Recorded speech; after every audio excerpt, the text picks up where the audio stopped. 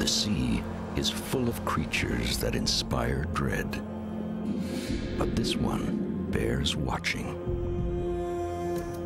We know it by its stripes, its broad, blunt snout, its rows of jagged teeth. It may be responsible for more attacks on humans than any other shark. We had 2 fatal attacks in a period of 12 months.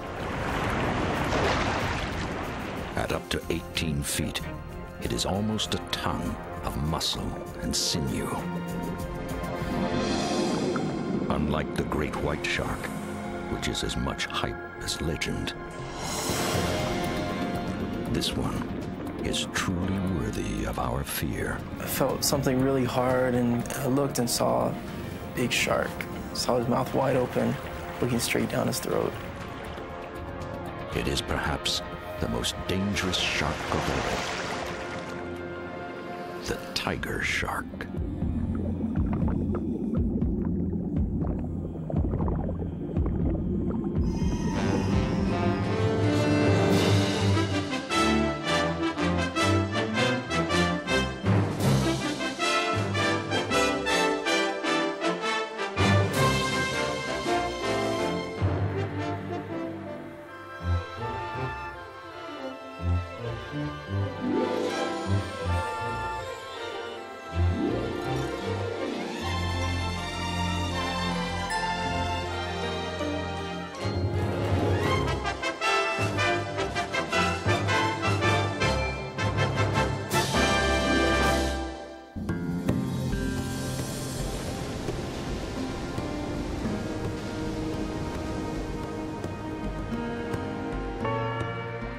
The warm waters of Hawaii are a natural playground.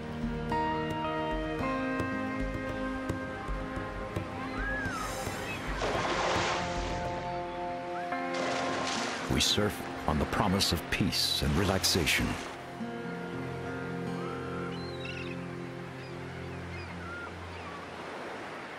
But every paradise has its deeper, darker underside.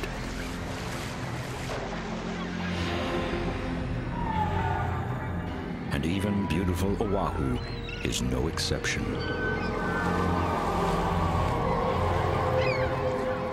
For tiger sharks are very much at home where bathers are most at ease.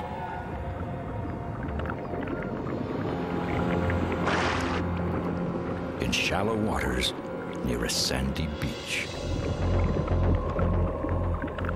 I felt something really hard and kind of lifting and clamping on my feet.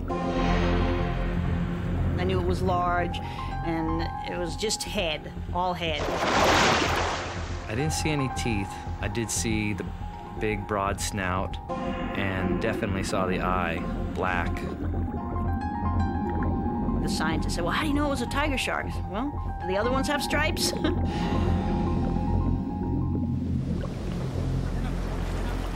Those survivors were lucky. They surfaced with their lives, with their limbs.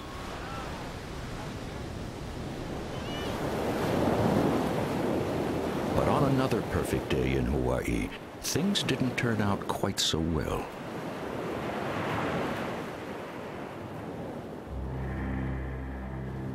Carla Bailey's son, Michael, was out for a day of surfing. I got a phone call at about 8 in the morning. There was an emergency on line 4, so the doctor gets on the phone, and the first words out of his mouth were, "I can't believe the fight that your son put up with that shark."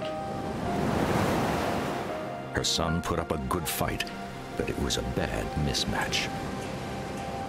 That day, the waves were actually really good. It was one of the first swells of the winter. As I was paddling, I saw a flash start up in the corner of my eye, and I kind of turned around and looked, and just saw the shark come up. Started to grab both my legs and shake me back and forth. All I could think in my mind was to hit it, so I tried punching it a couple times. After I punched it, I let go and went back underwater. So as it was shaking, I was trying to grab my legs out of its mouth. In the process, I cut my finger, and after the shark went away and stuff, I saw my finger and just saw blood and stuff, and that really scared me. It was the most blood I ever saw in my life, and I was like, whoa, I better go in. And as I was paddling in, my right leg started vibrating, like spasming, and for some reason I thought the shark was still chasing me in my mind, like chomping. So as I was paddling, I looked behind me, like it looked like that, and all I saw was just no foot, just my leg sticking up with blood squirting out and stuff, and kind of my heart just went into shock. Luckily a wave came right then, and I caught a wave all the way to shore. For Michael Coots, a perfect day ended in a struggle for survival.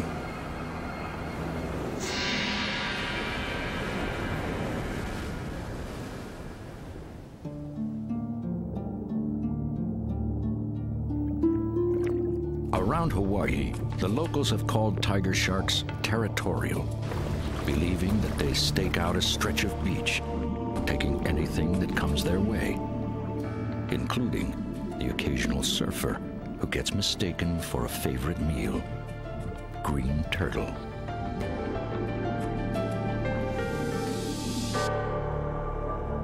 Shark attacks often unleash our own primitive instincts. The blind conviction that the perpetrator must be caught and killed.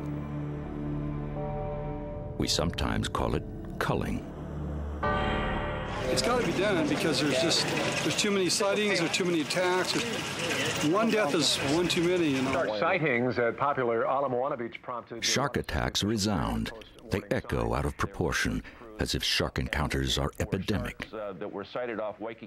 In truth, they are rare. About 3 a year in Hawaii. But thousands of sharks have been killed in culls, though there's little evidence killer sharks were ever caught.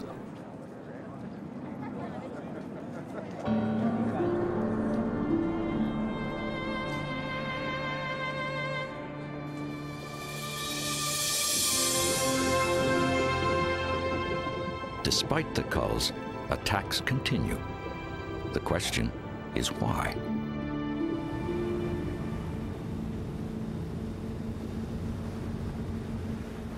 The state of Hawaii needed an answer about tiger sharks and their behavior. They turned to Dr. Kim Holland to lead the investigation. We had 2 fatal attacks in a period of 12 months.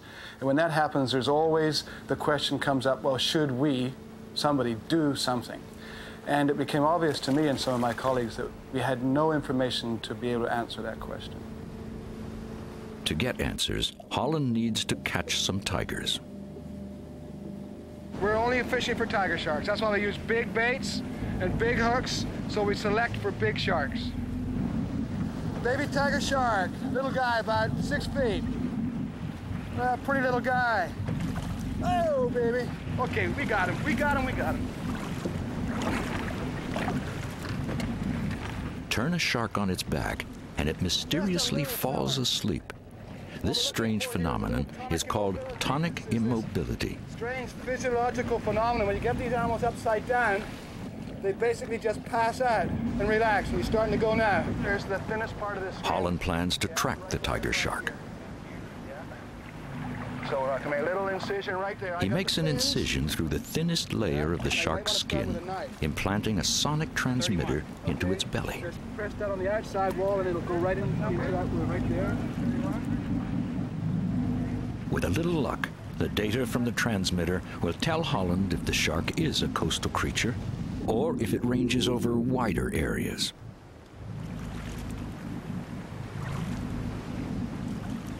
The stitches are tied in moments and will dissolve in days. Tough animals, tigers take surgery remarkably well. Their resilient hides heal quickly.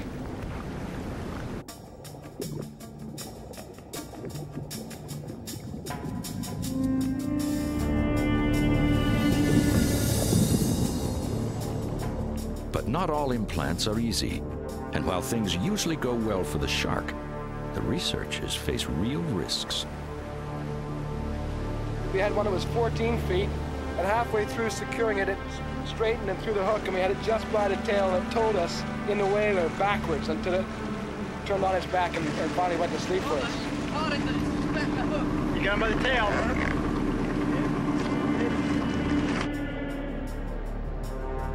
Utilizing transmitters, as well as a new sophisticated undersea listening station, Holland should be able to track the tiger's movement with amazing accuracy.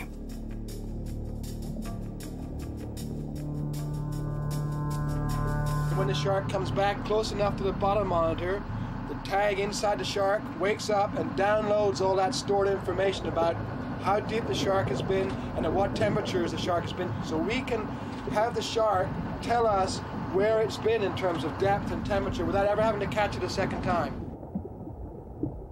If this tiger is coastal, it should not roam far from the receiver.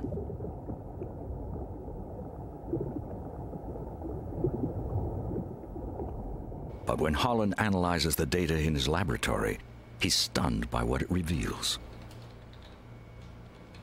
It turns out that these sharks travel large distances in, say, 24 hours. We can catch a shark very close to the shoreline of Oahu, and in 24 hours' time, it will have crossed one of the channels between the islands and be 30, 40 miles away. This was unanticipated, unprecedented, because tiger sharks were always thought to be coastal.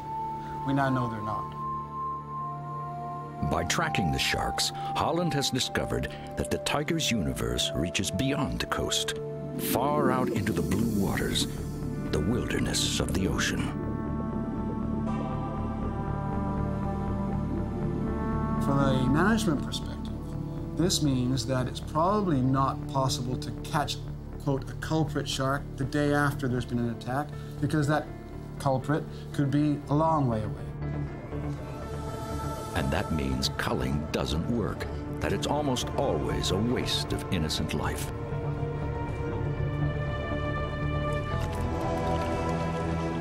This mother carried these pups for nearly a year and was about to give birth.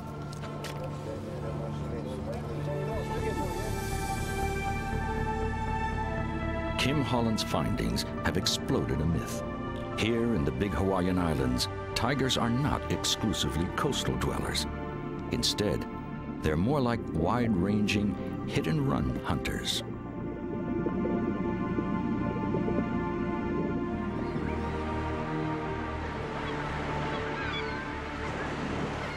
But if tiger sharks are more mobile than we used to think, where else might they go?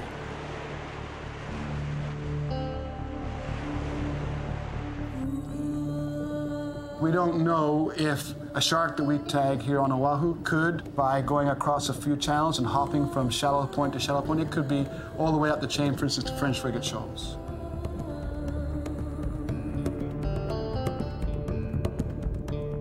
And there are many reasons tiger sharks might want to travel to French frigate shoals, some 600 miles to the northwest.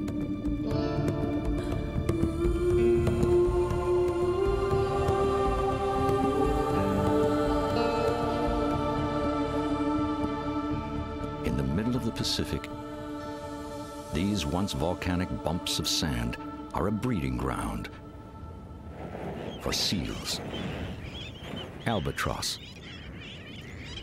and green turtles. Late spring is the season of bounty. Could it be that this annual biological boom is luring tiger sharks to these shoals? At this time of year, 90% of Hawaii's endangered green turtles arrive here with one thing in mind: mating.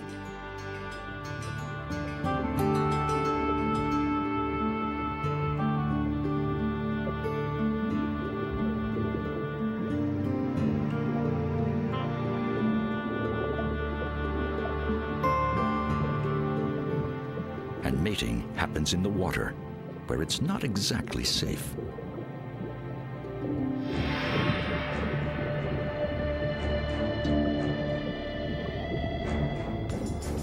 Turtles lost in love are heartbeats away from attack.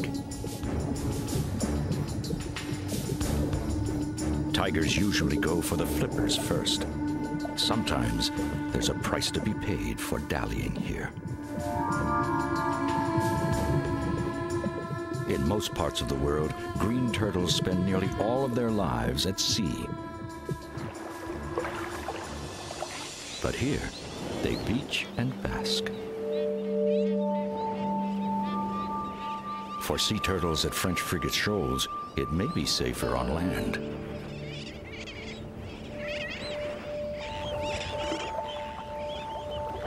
And as the turtles sung, the hungry seals set out to sea.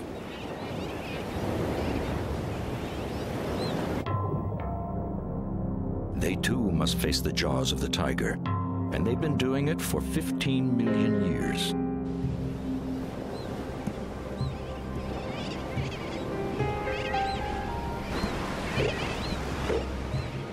But now, this seal is on the brink of extinction. Like the tiger, the Hawaiian monk seal is a living fossil. Unlike the tiger, only about 1,300 are left alive. Could the shark be hindering their chance at recovery?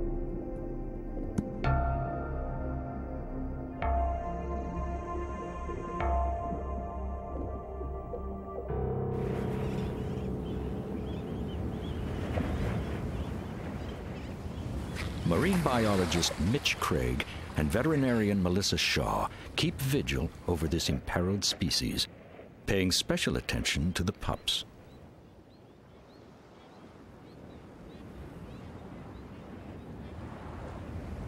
Each monk seal mother bears only one pup at a time. To survive, the baby seal suckles for over 40 days and 40 nights.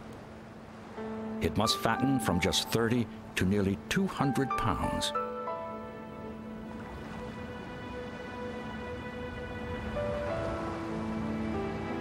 During all that time, the mother fasts, staying close by, never straying far beyond the shallows. When her pup is fully weaned and the female can at last take to the sea again, she has withered to half her weight.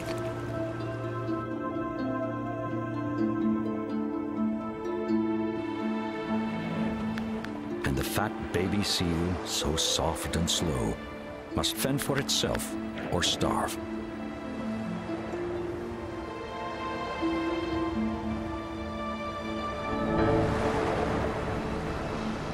One by one, the next generation of monk seals enters these waters for the first time, alone. The survival of this endangered species depends on this crucial passage through a world ruled by sharks.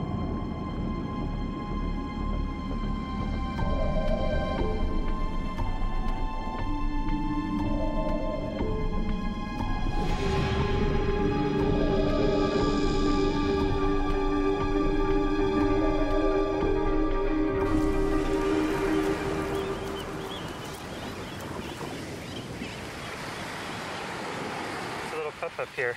Looks like it's just been weaned, maybe. Doesn't look too good, I think. No, it looks like this. Oh my God, Mitch. Oh my. Oh, not again. Another pup, another shark attack. That's a really big bite. Could be a tiger shark. I can see the muscle, Mitch. Well, that's terrible.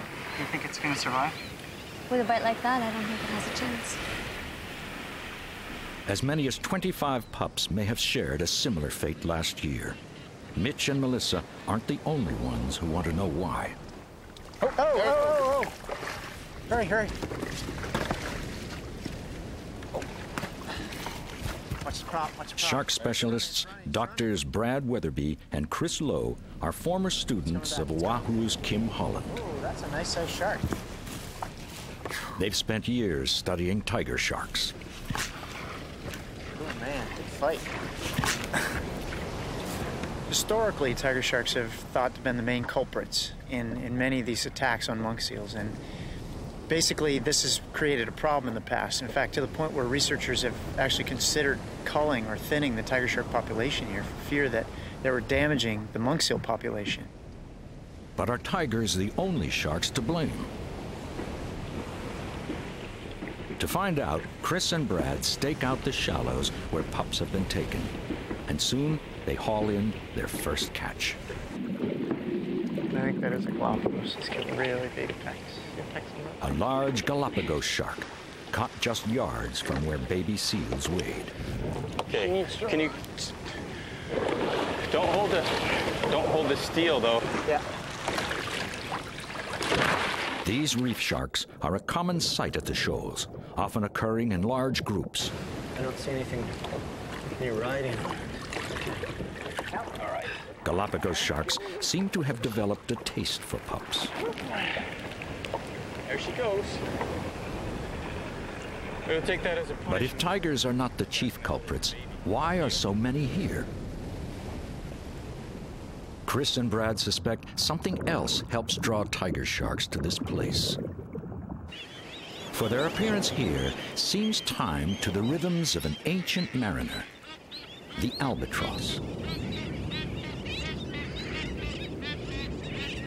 On a nearby beach, a baby boom of these seafaring birds readies for takeoff.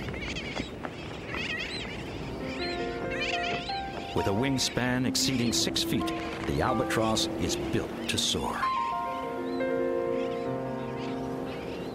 Creatures of the wind, they spend their lives aloft, returning to land only when it's time to raise a chick.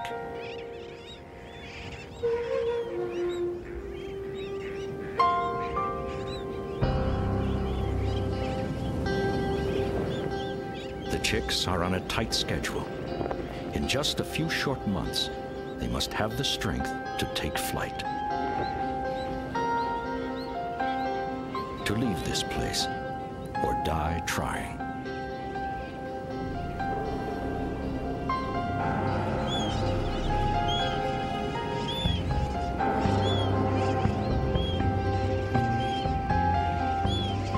Born to the sky, their youth near its end, the young birds turn into the gusting winds and launch down the beach.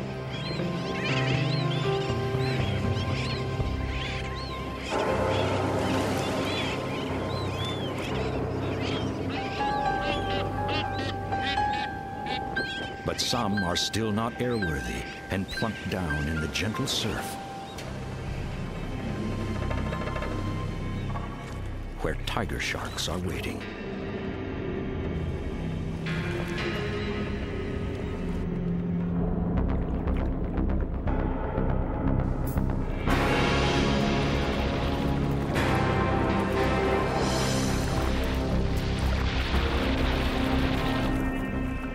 The young bird tries desperately to get airborne.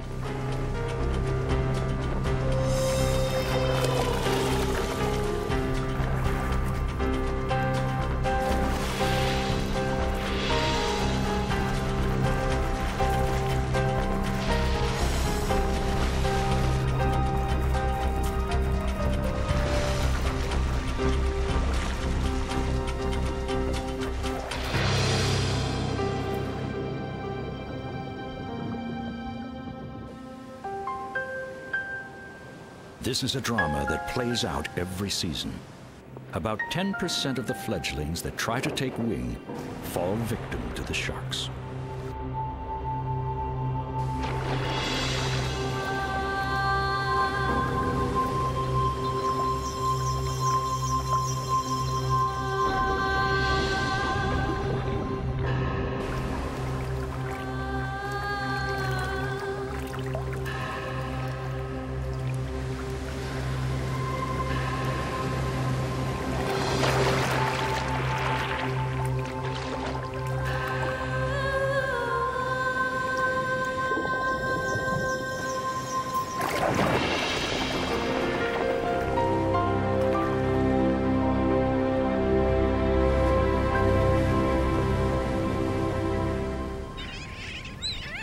But are the sharks just passing through or taking up residence here?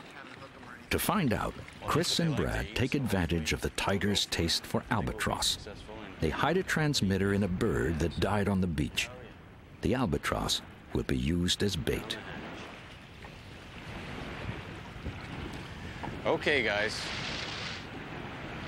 Breakfast is served.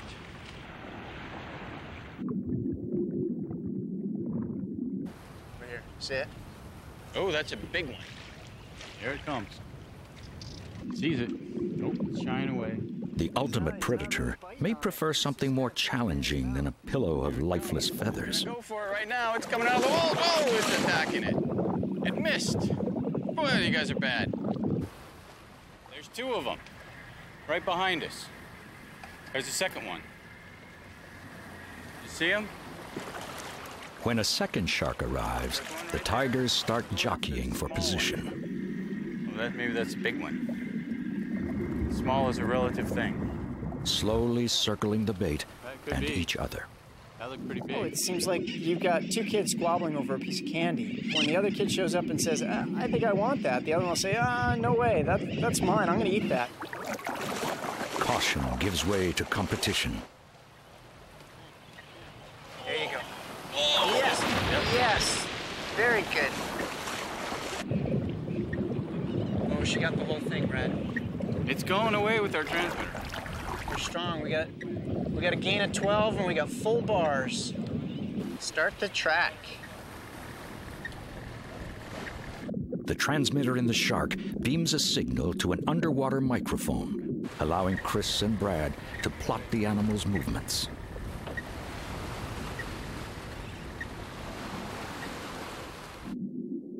Surprisingly, day after day, the shark returns to the same place, the shallows where the albatross fledge.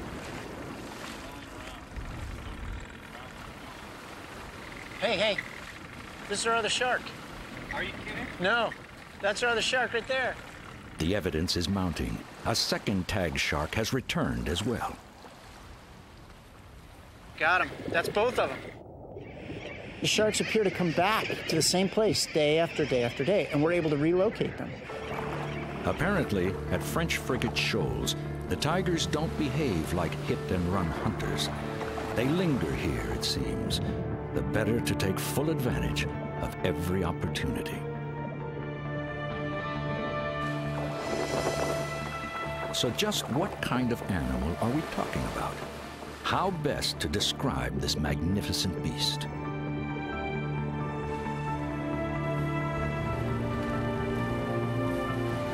We are beginning to understand that tiger sharks can be amazingly mobile, creatures bound to respect few borders.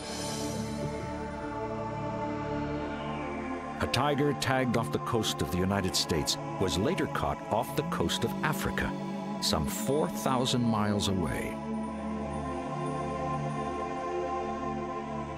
Throughout the temperate zone, wherever warm coastal waters beckon, tiger sharks can be found. In the summer months, Shark Bay, at the western edge of Australia's outback, is home to thousands of tiger sharks.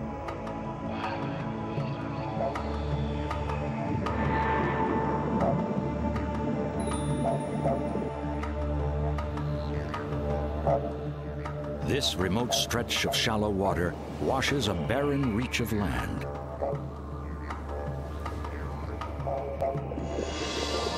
The bay's outer reefs boast luscious coral gardens bustling with exotic life.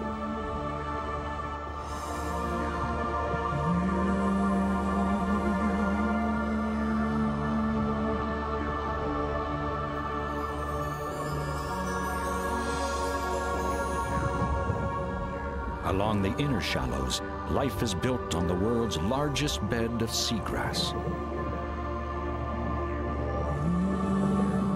These underwater pastures are the anchor in Shark Bay's food chain and the place where tigers like to prowl.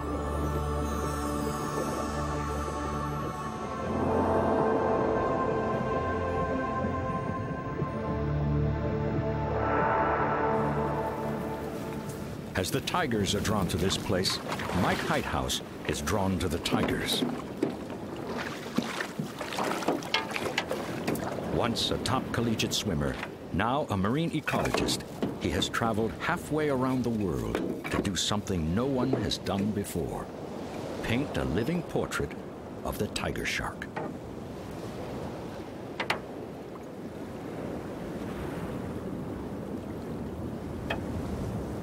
The best shark is definitely not a dead shark. For a long time, we've known how important terrestrial predators are to the whole ecosystem. We've been pretty slow figuring out just how important the big marine predators like sharks are. And now I think the primary view is the best shark is a live shark. What I'm interested in is the tiger shark's role in the Shark Bay ecosystem. What's their function? How are they influencing the behavior of species like dolphins and turtles and dugongs?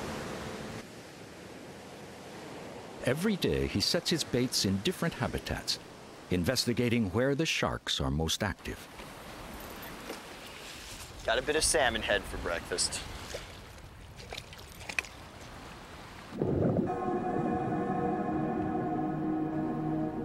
He is after an animal that hunts day and night.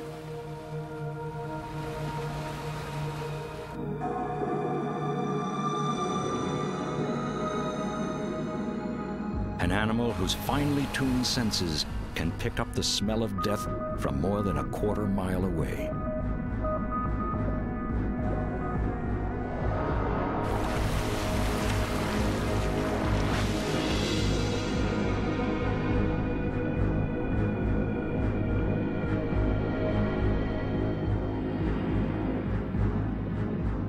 On a busy day, Mike will catch 7 sharks by lunch. Yeah.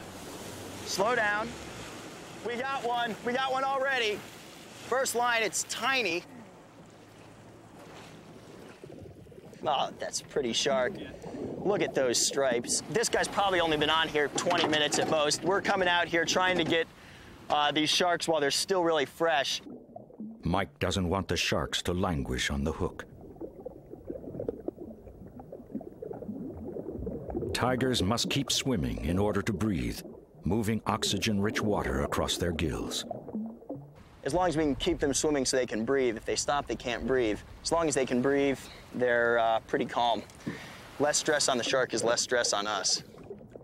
Right now, we're gonna try and tag this shark so we know we caught her or him.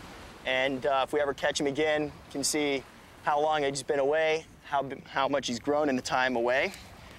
Okay, slowly back up. Okay, it's a female, no claspers. Slack, slack, slack, slack. Yeah.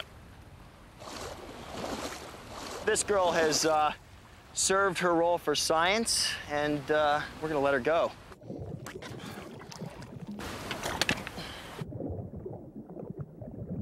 You are out of here. Couple powerful strokes down. Fade into the murk.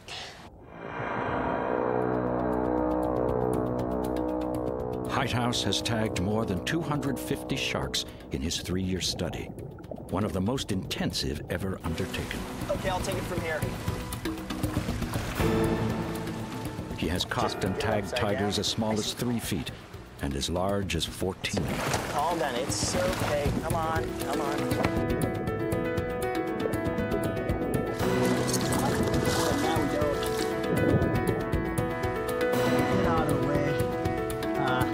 Sharks see anything, so. He believes that technology can provide a window, a way into the secret world of tiger sharks.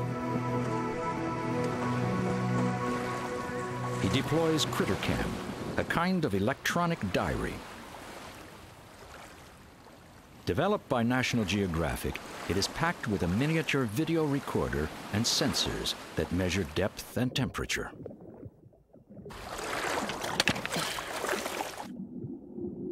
The system rests against the dorsal fin, documenting the shark's travels.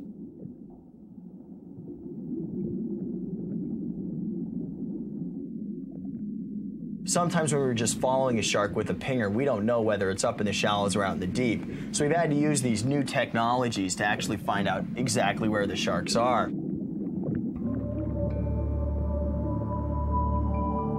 And where the tigers often are is nosing along the bottom,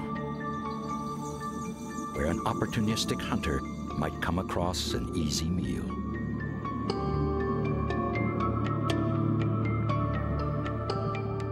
But CritterCam reveals Shark Bay's tigers to be more than bottom-feeding scavengers. The seagrass is where the tiger is often headed. And there is good reason for this. The shark's favorite prey all visit the seagrass to feed. If they're not dived on and attacked as they dine at the bottom, the tiger may be waiting to ambush them from below as they surface to breathe.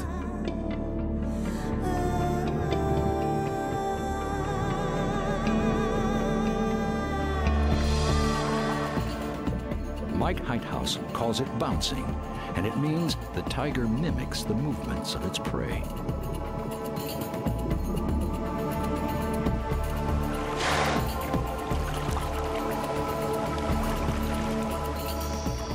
Slowly, a portrait emerges of an animal that has had 40 million years to learn the undulating rhythms of the sea.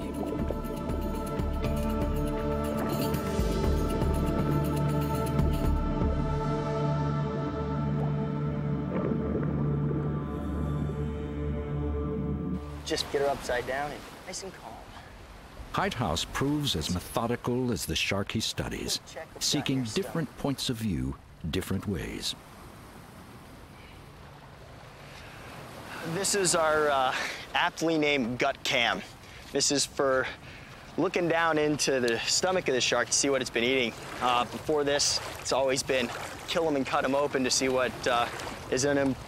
With the outside world of the tiger coming into focus, Mike goes inside for a closer look.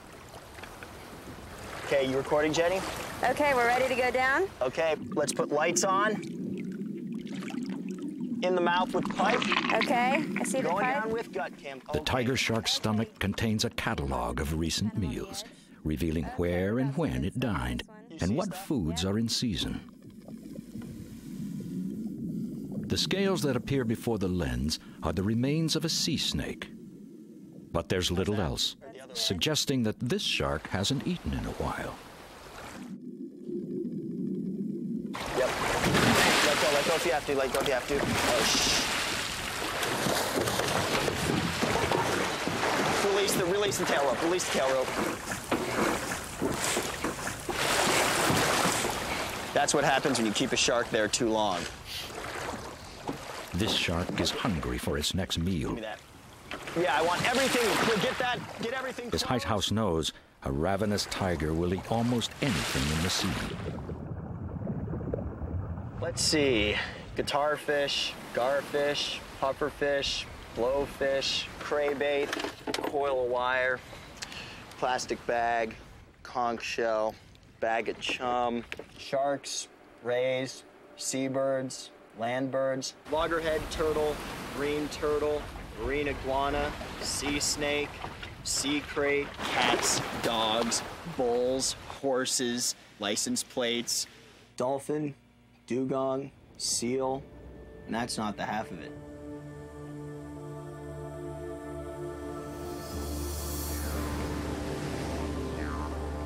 In Shark Bay, the rest of the tiger's story may be told in the seagrass, where the tiger's preferred delicacies can be found. To know one animal, you have to know all the animals it interacts with.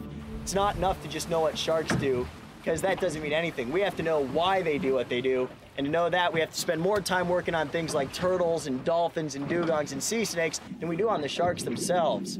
So you might think you're a shark scientist, but you kind of got to be a jack of all trades to really know what's going on. Today, the water is clear enough to go after turtles. Turtles are kind of the cattle of Shark Bay. They're the ones that are out here eating the seagrass. What we're trying to do is find out how the turtles are influencing where the tiger sharks are, and then how the tiger sharks might be influencing turtle behavior in populations.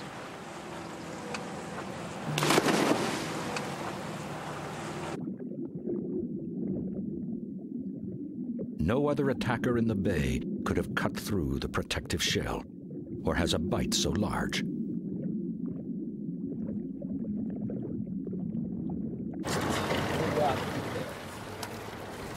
Okay. Can you get this other one too? There's little that Mike can do for the turtle, so he measures the wound and documents the damage. For this little girl, next thing is over the side of the boat. She gets to swim away, and hopefully we'll see her again someday.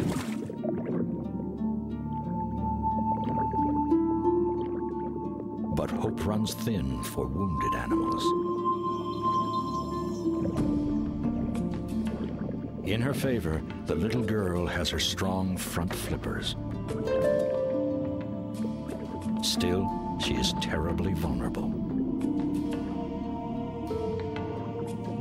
Feeding on the bottom, rising to breathe, she will continue to play directly into the tiger's favorite hunting technique, the bounce.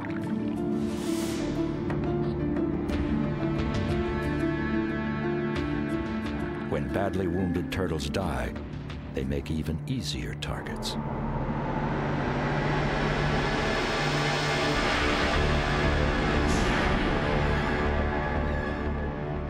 These teeth are built for grabbing onto big things and cutting right through them. They can grab onto a prey item, clamp down, and then their body just saws back and forth, and these teeth are perfectly shaped to just cut through really hard things like turtle shell or bone of dugong or dolphin. These are sharks built to catch big things and dice them up.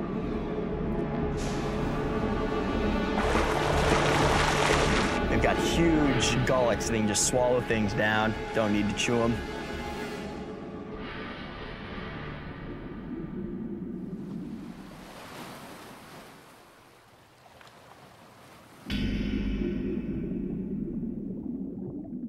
The presence of tiger sharks definitely has an influence on the rest of the animals out there. Shark moves into an area, there are just species heading for cover.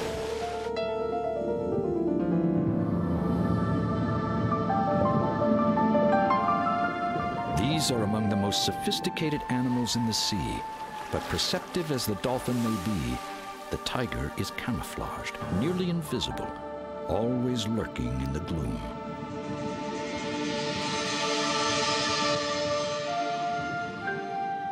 There are two ways that they can kind of avoid the sharks. One is they can form really big groups. That helps them in a couple ways. One is they're more likely to see a shark if there are lots of dolphins kind of keeping an eye out. The other is if you're in a big group, it's a lot less likely you're the one that's going to get hit. But they do get hit. 70% of dolphins bear the scars of tiger attacks. If a dolphin gets grabbed by a shark, it can actually get away from that shark by spinning out of it. They've got this thick layer of blubber, and a lot of times the teeth won't sink down to the muscle, so if the dolphin spins, it can probably get away because they're a lot more maneuverable and faster than the shark.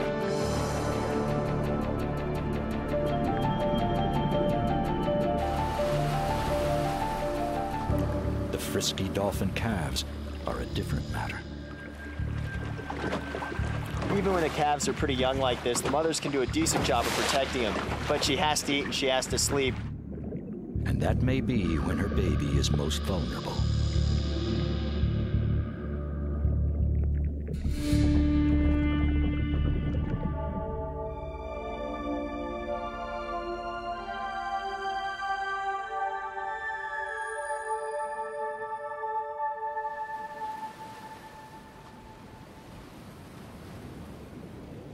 But the dolphin's worst nightmare chooses its battles. And though the tiger is ferocious, it is also unexpectedly fragile.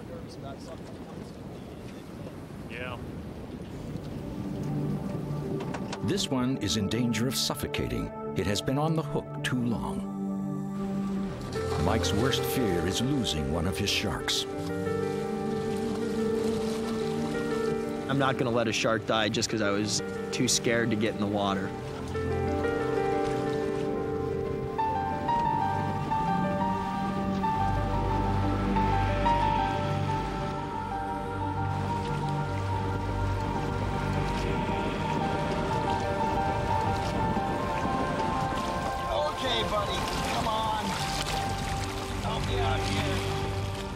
The shark is running out of time.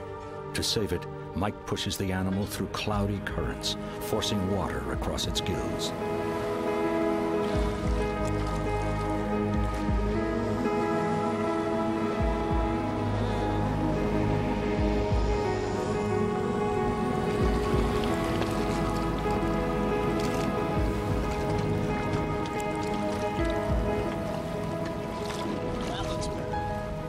Yeah, I do have an emotional attachment to these animals, and I mean, what we do does cause some stress in them, but we try to minimize them. And whenever I see a shark that's not doing as well, it makes me feel really, really awful. So I really want to make sure I can do everything that I can to help them.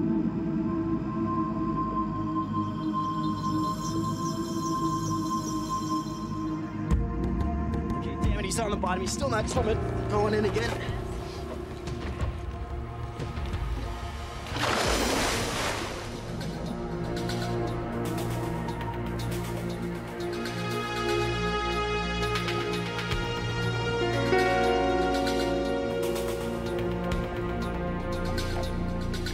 Two tries and 20 minutes later, the shark eventually responds.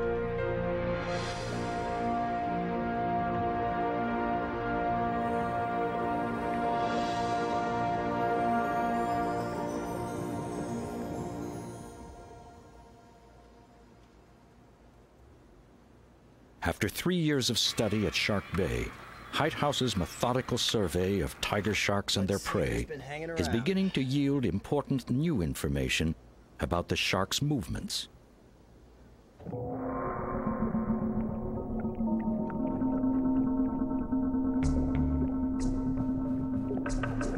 And what we see is that the sharks are super abundant here when it's warm. When it's hot out there, it is Shark City.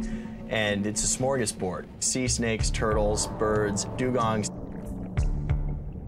But what they eat isn't nearly as interesting as the effect their appetites have on Shark Bay.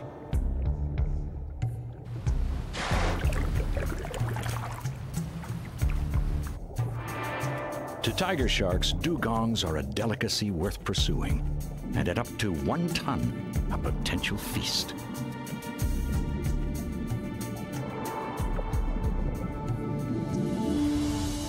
Shark Bay is home to 12,000 of these gentle mammals, one of the world's largest populations. But the dugong graze on seagrass, and by doing so, perhaps threaten these crucial undersea pastures. A single dugong consumes more than 100 pounds of seagrass daily, nearly 1 million pounds every 24 hours for the bay's giant herd.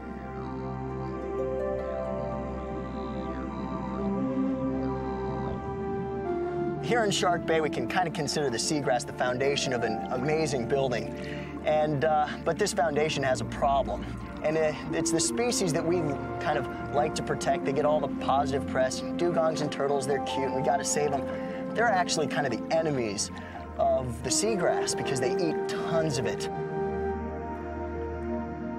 If the dugong population substantially increased, the foundation could crumble. But so far it hasn't. Why?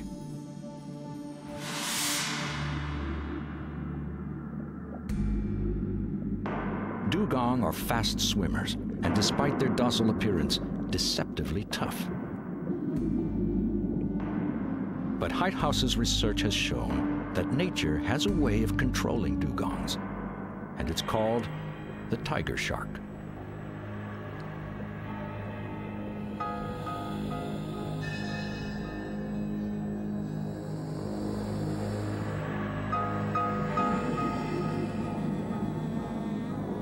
Targeting the old, the young, the frail, the infirm.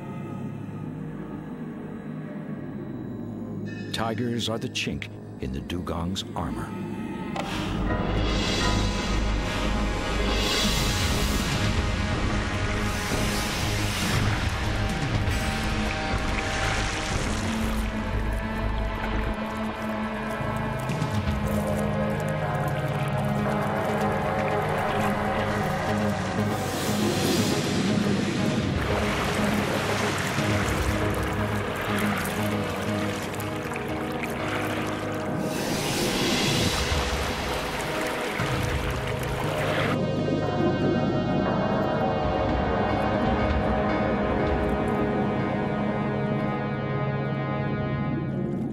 The sharks help to impose balance here. The great herd remains stable. The precious grasses are not overgrazed, and the intricate tapestry of Shark Bay remains intact.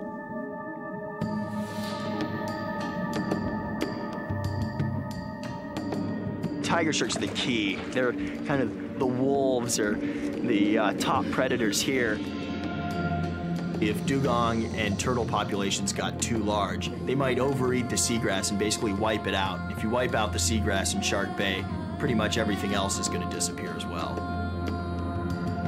They influence populations and behaviors of other animals. So if we remove them, we might destroy this whole system. These aren't mindless killing machines that we've got to get rid of. These are vitally important animals, and it's really important that we keep them in these systems operating naturally. So it seems that the tiger shark is a Jekyll and Hyde creature. It is a top predator, but also a preserver, helping to ensure the balance and diversity of undersea life.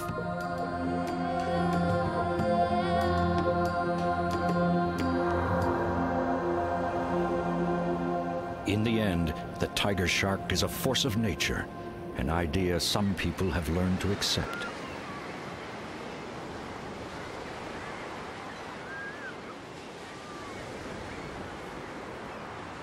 No, I don't hate sharks. It's just they're hungry, they're doing it, you gotta eat. And we're in their food chain. Even when I was in the hospital and stuff, it was kind of thinking, how am I gonna get back in the water? How am I gonna make this possible? Because it's just something growing up with, and it's just part of my life. No way would I ever tell Michael to stop boogie boarding. This ocean is his favorite thing in the whole world. The shark was just out there that morning. You know, Michael looked like a turtle, and no, that's the shark's water just as much as it's Michael's and your and mine.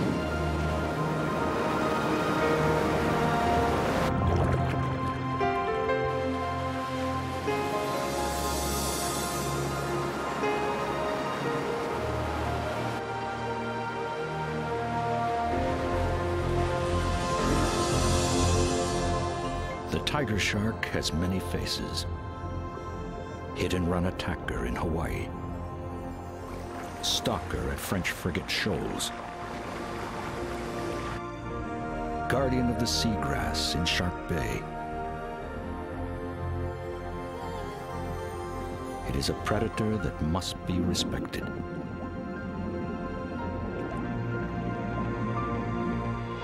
As we enter its realm, we must take care for ourselves and for this creature that awakens our deepest fears, the tiger shark.